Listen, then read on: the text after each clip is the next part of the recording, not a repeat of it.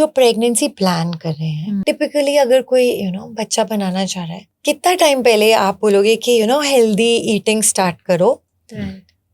Is it only lady या husband wife दोनों का?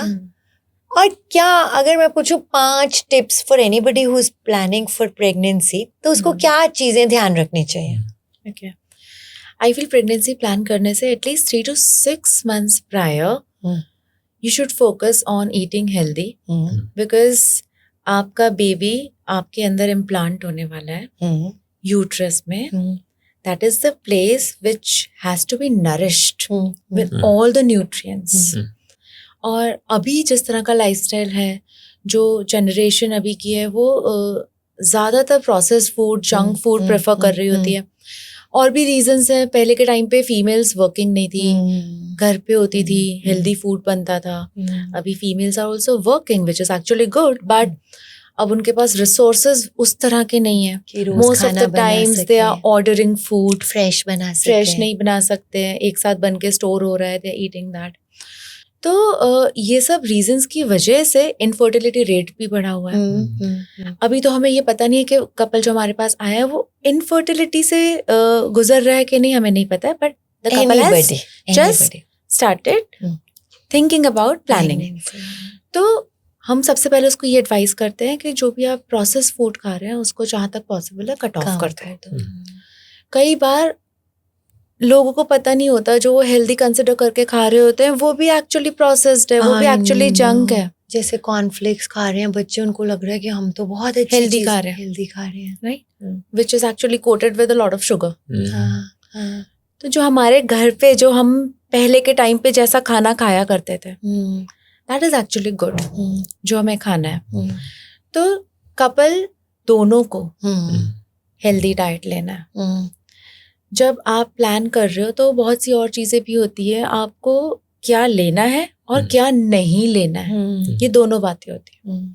नहीं लेने वाली बातों में आपको अल्कोहल नहीं लेना, स्मोक करते हो तो वो छोड़ देना है, प्रोसेस फूड छोड़ना है, शुगर जो आप ज़्यादा एक्सेसिव शुगर ले रहे हो उसको छोड़ना है.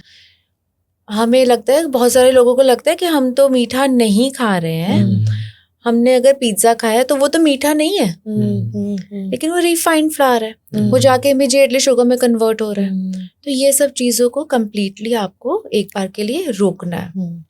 क्या लेना है? यस, होल फूड्स लेना है. सबसे पहले मैं बेसिक से स्टार्ट करती हूँ. होल फूड्स लेने हैं, होल ग्रेन्स लेने हैं. आजकल के लोगों में इन्फ्लेमेशन बहुत ज़्यादा हो रहा होता है. मेन रीज़न उसका अल्कोहल एंड प्रोसेस फूड होता है. जब ऑलरेडी वो एक शिफ्ट बना चुके हैं हेल्दी फूड की तरफ, तब भी इट मैटर्स आप कौन सा फूड ले रहे हो जिसमें से इन्फ्लेमेशन आपको ज़्यादा हो रहा है, कम हो रहा है. फॉर एग्जाम्पल वीट लेते हैं, उससे इन्फ्लेमेशन बढ़ जाता है. कई लोग मिल्क लेते हैं, उससे भी बढ़ जाता है. शायद ये सब पे अप्लाई नहीं होता है, पर मोस्ट ऑफ द पीपल पे अप्लाई हो रहा होता है. सभी लोग लैक्टोज इंटॉलरेंट निकल रहे हैं, जो भी चेक कराते हैं. सो होल फूड्स की बात करते हैं, तब हम मिलेट्स को इनकॉर्पोरेट करें. जो हम पहले के टाइम पे खाया करते थे, ज्वार, बाजरा, अमरंथ, फॉक्सटेल मिलेट्स हैं, इन सबको इनकॉर्पोरेट करें. इंडिया में प्रोटीन को बहुत अंडररेट किया जाता है, क्योंकि हमारे फूड में most of the people are vegetarians. और वेजिटेरियंस होने के बाद भी हम, जो पहले के टाइम के लोग होते थे और अभी के टाइम के लोग हैं, प्रोटीन रिच सोर्सेस को एवरीडे इनकॉर्पोरेट नहीं कर रहे होते हैं. तो प्रोटीन भी लेना है डाइट में. इसके अलावा कुछ इंडियन स्पाइसेस हैं, कुछ इंडियन हर्ब्स हैं जो इन्फ्लेमेशन को कम करते हैं.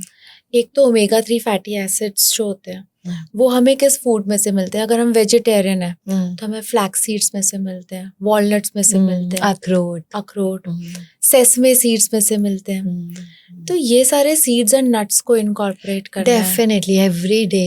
And what do I suggest? 1 fist of nuts every day and 1 spoon of mixed seeds, जिसमें फ्लैक्स सीड्स हैं, black and white sesame seeds हैं, पंपकिन सीड्स हैं, सनफ्लावर सीड्स हैं. ये 1 स्पून एवरी डे, ठीक है, ये जरूर कंज्यूम करना. हाँ, क्योंकि मुझे लगता है इनमें माइक्रो न्यूट्रिएंट्स होते हैं जो नॉर्मल डाइट में नहीं पाते हैं. जिंक एंड मैग्नीशियम रिच है, जो फर्टिलिटी के लिए भी बहुत इंपॉर्टेंट है. मेल्स फीमेल्स दोनों के लिए. तो ये दोनों जरूर लेने हैं. एंटीऑक्सीडेंट्स आपके डाइट में ज़रूर होने चाहिए